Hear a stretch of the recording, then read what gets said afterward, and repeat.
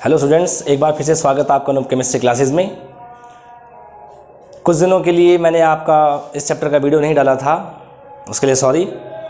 हम solution chapter पढ़ रहे थे और लास्ट वीडियो में मैंने आपको एक डाउट दिया था, एक प्रॉब्लम दिया था, वो आप लोगों ने सॉल्व कर लिया होगा। आइए उसको अपन टैली कर लेते हैं, ठीक है। चलिए, मैंने आपको एक प्रॉब्लम दिया था, उसमें मैंने कहा था कि बेंजीन है 39 ग्राम और जो टोलुइन है वो है आपका 46 ग्राम, ठीक है।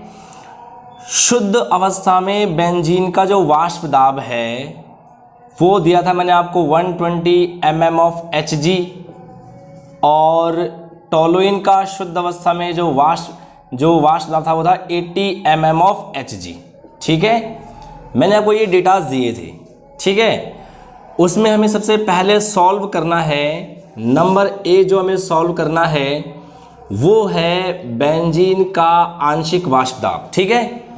ये हमें ज्ञात करना है। तो बेंजीन का आंशिक वाष्प दाब का जो फॉर्मूला बनेगा वो बनेगा बेंजीन का शुद्ध अवस्था में वाष्प दाब इंटू XB, उसकी मोल भिन्न। बात सही है। ये हमारे पास दे रखा है 120, लेकिन हमारे पास क्या नहीं है, XB यानी B की मोल भिन्न, बेंजीन की मोल भिन्न नहीं है। तो कोई दिक्कत नहीं है, हमारे पास डेटा है, ठीक है। आइए अपन सॉल्व करते हैं। देखिएगा, हमें बेंजीन का जो मॉलिक्यूलर वेट है, ठीक है ना, हमें मोल निकालने हैं किसके, बेंजीन के। तो बेंजीन का ग्राम में भार ऊपर, बेंजीन का अणु भार नीचे। बात ठीक है ना। तो बेंजीन का ग्राम में भार दे रखा है 39। बेंजीन का जो अणु भार होता है हमें पता होना चाहिए, इसका फॉर्मूला होता है C6H6। तो 12 6 72 और 6 78, 78 कितना आ जाएगा, 1/2 आ जाएगा। ऐसे हमें मोल निकालने होंगे टोलुइन के। तो टोलुइन का ग्राम में भार ऊपर बटे टोलुइन का अणु भार नीचे। टोलुइन का ग्राम में भार 46 दे रखा है, तो इसका जो अणु भार हो जाएगा हमें पता होना चाहिए, इसका फॉर्मूला होता है C7H8। 12 7 84 और 8 92, 92 कितना आ गया, 1/2। अब हमें मोल भी निकालनी है बेंजीन की। तो बेंजीन के मोल होंगे ऊपर और कुल मोल होंगे नीचे, बेंजीन प्लस टोलुइन, यानी 1/2 प्लस 1/2, यानी कितना आ जाएगा, 1/2/1, यानी कितना आ गया, 1/2। ऐसे ही हमें पता है हमें टोलुइन की मोल भिन्न निकालनी है। तो हमें पता होना चाहिए कि बेंजीन की मोल भिन्न प्लस टोलुइन की मोल भिन्न का योग 1 होगा। तो टोलुइन की मोल भिन्न कितनी आ जाएगी, 1 - XB, यानी 1 - ½ इक्वल्स टू कितना आ जाएगा, ½ आ जाएगा। बोलो बात सही कि नहीं है, बस प्रॉब्लम सॉल्व। बेंजीन की मोल भिन्न कितनी है, 1/2, कितना आ गया, 60 mm of Hg, first answer. इसके बाद हमें टोलुइन का आंशिक वाष्प दाब निकालना है। तो टोलुइन का शुद्ध अवस्था में वाष्प दाब इंटू टोलुइन की मोल भिन्न, यानी यहाँ से क्या आ जाएगा, 80 × 1/2 कितना आ जाएगा, 40 mm ऑफ Hg। बोलो आएगा नहीं आएगा। ऐसे में कुल वाष्प दाब निकालना है। तो बेंजीन प्लस टोलुइन के वाष्प दाब का योग हो जाएगा, कितना आ जाएगा, 60 + 40 = 100 mm ऑफ Hg। बात सही है, सिंपल। अब हमें निकालना है डी। मैंने आपको कहा था कि बेंजीन का वाष्प अवस्था में मोल भिन्न। तो बेंजीन की वाष्प अवस्था में मोल भिन्न कैसे निकालेंगे, बेंजीन का आंशिक वाष्प दाब ऊपर और कुल वाष्प दाब नीचे। बेंजीन का जो आंशिक वाष्प दाब है कितना है, 60, और जो कुल था वो कितना है, 100, कितना आ जाएगा, 6/10 यानी 2/5। बात ठीक है। अब हमें टोलुइन का निकालना है। तो टोलुइन का भी आप ऐसे निकाल सकते हो, टोलुइन का आंशिक वाष्प दाब ऊपर, कुल वाष्प दाब नीचे, यानी कितना आ जाएगा, टोलुइन का है हमारे पास 40/100, कितना आ जाएगा, 2/5। बोलो आएगा नहीं, ये हमारा आएगा 3/5 और ये आएगा 2/5। ऐसे निकाल लो, या फिर आप यूँ भी निकाल सकते हो, बेंजीन का वाष्प अवस्था में मोल भिन्न प्लस टोलुइन का वाष्प अवस्था में मोल भिन्न = 1। तो टोलुइन का निकालना है तो 1 - YB, 1 - 3/5, एलसीएम लो 5 आ जाएगा, 5 - 3 कितना आ जाएगा, 2/5। तो हम ऐसे भी निकाल सकते हैं। ठीक है, तो बहुत सिंपल प्रॉब्लम है। ठीक है, आपको अच्छे समझ में आ गया होगा। ठीक है, हमें किसका वाष्प दाब निकालना था? बेंजीन का। तो बेंजीन का जो आंशिक वाष्प दाब है उसका फॉर्मूला क्या हो जाएगा? बेंजीन का शुद्ध अवस्था में वाष्प दाब इंटू बेंजीन की मोल भिन्न। ऐसे टोलुइन का आंशिक वाष्प दाब निकालना है तो इसका फॉर्मूला क्या हो जाएगा? टोलुइन का शुद्ध अवस्था में वाष्प दाब इंटू टोलुइन की मोल भिन्न। कुल वाष्प दाब, दोनों के आंशिक वाष्प दाब का योग।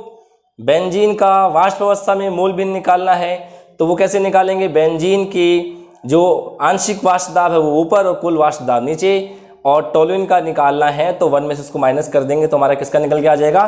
टोलुइन का वाष्प अवस्था में मोल भिन्न निकल के आ जाएगी। ठीक है, एकदम सिंपल है, आपको प्रॉब्लम समझ में आ गया होगा। हम उसके अब आगे चलते हैं। हम राउल्ट का नियम पढ़ चुके हैं एक बार, लेकिन वो हमने राउल्ट का नियम पढ़ा था द्रव द्रव विलयन के लिए। किसके लिए पढ़ा है हमने? वो द्रव द्रव विलयन के, यानी जब विलय भी द्रव है और विलायक भी द्रव है। लेकिन अब हम एक और कंडीशन में राउल्ट का नियम पढ़ेंगे। ठीक है भाई, वो कौन सा है? उसमें एक तो द्रव ही है लेकिन दूसरा क्या हो जाएगा? ठोस हो जाएगा। यानी हमारा जो विलायक है वो तो कैसा है? द्रव है, लेकिन जो हमारा विलय है वो क्या होगा? आपका ठोस हो जाएगा। ठीक है, आइए देखिए उसको अपन पढ़ते हैं। ठीक है, चलिए आइए हमें पढ़ना है, वापस से राउल्ट का नियम पढ़ना है। ठीक है, इस बार क्या है? जो विलय है, ठीक है, वो कैसा है? अवाष्पशील। कैसा है? अवाष्पशील। और जो विलायक है वो कैसा है? वाष्पशील। ठीक है, ये होता है आपका द्रव और ये होता है आपका ठोस। जैसे मैं आपको कह दूं कि पानी में आप क्या मिला दीजिए? पानी में आप नमक मिला दीजिए, तो पानी तो कैसा है? द्रव है, वाष्पशील है, लेकिन जो नमक है वो कैसा आपका? ठोस है, अवाष्पशील है। बात ठीक है ना? चलिए, तो अच्छा मुझे एक बात बताइए कि अगर शुद्ध पानी है, शुद्ध पानी है यानी सिर्फ विलायक है, ठीक है, तो वो वाष्प में बदलेगा। बात ठीक है, और वही वाष्प क्या डालेगी? दाब डालेगी। उसे अपन क्या बोलेंगे? वाष्प दाब बोलेंगे। बात ठीक है ना? अब हमने क्या किया? नमक मिला दिया। अब वो क्या बन गया है? आपका विलयन बन गया है। क्या बन गया है? वो आपका विलयन बन गया है। तो अब आप मुझे बताइए कि जो वाष्प बनेगी वो नमक की बनेगी या पानी की बनेगी? ऑब्वियसली पानी की बनेगी। पानी क्या है? विलायक है। क्या है? विलायक है। यानी वाष्प किसकी बनी? विलायक की बनी। यानी वाष्प दाब किसका बनेगा? विलायक का होगा। आगे ना बात समझ में?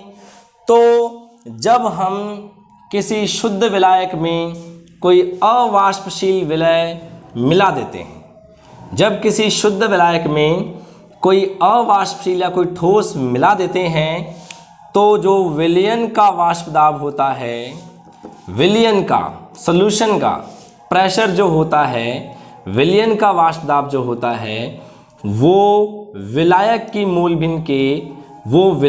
मूल भिन्न के समानुपाती होता है। बात ठीक है? ये हमारा A है, ये हमारा B है। ठीक है भाई? यानी जो विलयन का वाष्प दाब होगा वो सिर्फ और सिर्फ किस पे निर्भर करेगा? विलायक पे निर्भर करेगा। क्यों करेगा? अरे क्योंकि विलय तो वाष्प में बदल ही नहीं रहा। जब विलय ही वाष्प में नहीं बदलेगा तो भैया वाष्प बनेगी किसकी? केवल विलायक की। तो इसका मतलब ये हुआ कि जब हम किसी शुद्ध विलायक में कोई द्रव में कोई ठोस मिला देते हैं तो जो विलयन का वाष्प दाब होता है उसमें उपस्थित विलायक की मूल भिन्न के समानुपाती होता है। ठीक है भाई? ये x भी क्या है?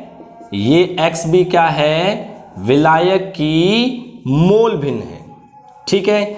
अब हम यहाँ से समानुपाती हटाएंगे तो मुझे बराबर लगाना होगा। तो मैं क्या लिखूंगा? P not B dot x B हो जाएगा, जहां P नॉट B क्या है? विलायक का शुद्ध अवस्था में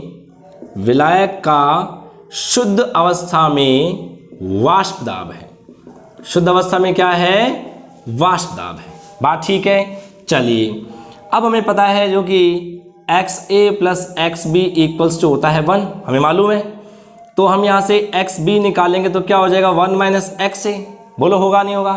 एक्स बी की वैल्यू को यहाँ रखिए, क्या आएगा P S equals to P not B 1 minus X A. बोलो आएगा नहीं आएगा। सॉल्व करेंगे इसको तो P S equals to P not B minus P not B dot X A. बोलो आएगा नहीं आएगा। सही बात है ना।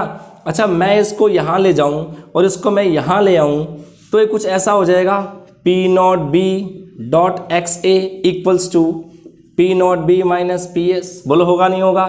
मैं इसको तो यहाँ लिखो, इसको वहाँ लिखो, ऐसा कर सकता हूँ ना मैं। तो मैं क्या करूँ, मैंने लिखा P not B minus P S equals to P not B dot X A. बात ठीक है। और अब बस पी नॉट बी को मैं अपॉन में ले आता हूँ तो ये हो जाएगा P not B minus P S upon P not B equals to X A. ये हमारे राउल्ट का जो नियम है उसका सेकंड स्टेटमेंट आ गया है। ठीक है भाई, कौन सा स्टेटमेंट है, सेकंड। और ये कौन सा था, फर्स्ट स्टेटमेंट। ये कौन सा था आपका, फर्स्ट स्टेटमेंट। ठीक है भाई, आपसे कोई पूछे राउल्ट का नियम क्या है ठोस और द्रव विलयन के लिए, कि जब किसी वाष्पशील द्रव में या किसी शुद्ध विलायक में कोई अवाष्पशील विलय मिलाया जाता है तो विलयन का वाष्प दाब विलय की मूल भिन्न के समानुपाती होता है। ठीक बात है। लेकिन अब एक और स्टेटमेंट आ गया है। अब देखो यहाँ पे स्टेटमेंट क्या समझना, समझिएगा। पी नॉट बी क्या है, विलायक, मैं दोबारा लिख देता हूँ, ठीक है ना। पी नॉट बी क्या है, शुद्ध विलायक का वाष्प दाब, शुद्ध विलायक का वाष्प दाब है। ठीक है। अच्छा, शुद्ध विलायक से समझिए, शुद्ध विलायक का मतलब हमने पानी में कुछ भी नहीं मिला रखा है, उसमें केवल और केवल क्या है, पानी है और कुछ नहीं है। ठीक है। फिर हमने क्या किया, ये है अगला है पी एस। पी एस क्या है, विलयन का वाष्प दाब है, यानी अब हम उसमें नमक मिला चुके हैं। अब मैं आपको पहले बता चुका हूं, पिछले वीडियो में बता चुका हूं कि वाष्प दाब किसका ज़्यादा होता है, विलायक का। वाष्प दाब कम किसका होता है, विलयन का। आप यूं समझिए कि जब शुद्ध पानी था तो आप यूं मान लिए कि दाब कितना था, वाष्प दाब कितना था, 100 mm था। कितना था, 100 mm ऑफ Hg। अब आपने इसमें नमक मिला दिया तो पक्की बात है वो कम हो जाएगा। मान लीजिए कितना हो गया, 90। आगे बात समझ में। तो कमी कितने की हुई, तो P not B minus P S, कमी कितने की, कमी हो गई ना, 100 माइनस 90 10। तो इसको अपन बोलेंगे वाष्प दाब का अवनमन। अवनमन हुआ, कमी हुई, कितने की कमी हुई, 10 की कमी हुई। और अगर हम इसी में शुद्ध विलायक के वाष्प दाब का वापस से भाग लगा दें तो ये हो जाता है वाष्प दाब का आपेक्षिक अवनमन। क्या हो जाता है, ये वाष्प दाब का आपेक्षिक अवनमन हो जाता है। जब आपेक्षिक का मतलब कब होता है, जब अपन इसे किसका भाग लगा दें, शुद्ध विलायक के वाष्प दाब का भाग लगा दें। और यहां पर एक्स ए क्या है, एक्स ए क्या है, विलय की मूल भिन्न है। ठीक है ना, किसकी मूल भिन्न है, विलय की। यूं मान लीजिए कि जो अपन ने नमक मिलाया उसकी मूल भिन्न है। तो देखिए परिभाषा क्या बन जाएगी इसकी, स्टेटमेंट क्या हो जाएगा राउल्ट के नियम का, कि जब किसी शुद्ध विलायक में कोई अवाष्पशील विलय मिलाया जाता है, जब किसी शुद्ध विलायक में कोई अवाष्पशील विलय मिलाया जाता है तो वाष्प दाब का आपेक्षिक अवनमन, ये पूरा क्या है, वाष्प दाब का आपेक्षिक अवनमन विलय की मूल भिन्न के बराबर होता है। विलय की मूल भिन्न के बराबर, यानी आपने 1 चम्मच मिलाया नमक का, अवनमन हो जाएगा। आपने एक और चम्मच मिला दी नमक की, अवनमन और हो जाएगा। आपने 1 चम्मच नमक की और मिला दी तो आपेक्षिक अवनमन और हो जाएगा। कहने का मतलब ये है, जितना उसमें विलय मिलाते जाओगे उतना ही वाष्प दाब का अवनमन होता चला जाएगा। बात सही है। यहाँ पर देखिए, ये वाष्प दाब का आपेक्षिक अवनमन है, ये विलयन का वाष्प दाब है। यहाँ पे विलायक की मूल भिन्न है, यहाँ विलय की मूल भिन्न है। वहाँ पे विलायक की मूल भिन्न के समानुपाती है, यहाँ पर विलय की मूल भिन्न के बराबर है। ठीक है भाई, तो इसका ध्यान रखिएगा। अब क्वेश्चन ये आता है कि सर मान लीजिए कि हमारे पास एग्जाम में क्वेश्चन आता है कि राउल्ट के नियम को परिभाषित कीजिए, राउल्ट का नियम क्या है, तो हम क्या बताएंगे। ठीक है, तो आप इस वाले स्टेटमेंट को लिख के आएंगे। कौन सा लिख के आएंगे, कि जब किसी शुद्ध विलायक में कोई अवाष्पशील विलय मिलाया जाता है तो वाष्प दाब का आपेक्षिक अवनमन उसमें उपस्थित विलय की मोल भिन्न के बराबर होता है। अब आप बोलो सर ये तो बहुत बड़ा हो गया, मैं तो वो लिख के आऊँगा। अरे वो लिख लो, कोई दिक्कत नहीं है, क्योंकि वो भी तो राउल्ट का नियम ही है, उसमें भी आपको नंबर मिलेंगे, ठीक है ना। लेकिन एक होता है बेस्ट, एक होता है बेटर, ठीक है ना, एक होता है अच्छा, एक होता है बहुत अच्छा। तो क्योंकि इससे अपन क्या न्यूमेरिकल भी सॉल्व करते हैं, इसलिए मैं आपको सजेस्ट करूँगा कि एग्ज़ाम्स के अंदर में, स्टेट बोर्ड के एग्ज़ाम के अंदर में आप इसको परिभाषित करके आएँ, ठीक है भाई। आपको राउल्ट का नियम समझ में आ गया, ठीक है, आगे बढ़ें। चलिए, तो अब हम यहाँ से क्या है, इसका न्यूमेरिकल सॉल्व करने के लिए अपन एक फॉर्मूला ड्राइव करेंगे, ठीक है भाई। इसका स्क्रीनशॉट ले लीजिए आप, फिर अपन इसका आगे बढ़ते हैं, ठीक है। चलिए मैं इसको मिटाता हूँ। चलिए देखिए, हमने पढ़ा फॉर्मूला हमारे पास आया, क्या आया, P not B minus P S upon P not B equals to X A, ठीक है। चलिए, P not B minus P S upon P not B equals to A X क्या है, विलय की मूल भिन्न। तो विलय की मूल भिन्न कैसे निकालते हैं, विलय के मूल ऊपर और कुल मूल नीचे, हो जाएगा, सही है ना, ऐसा ही होता है, ठीक है।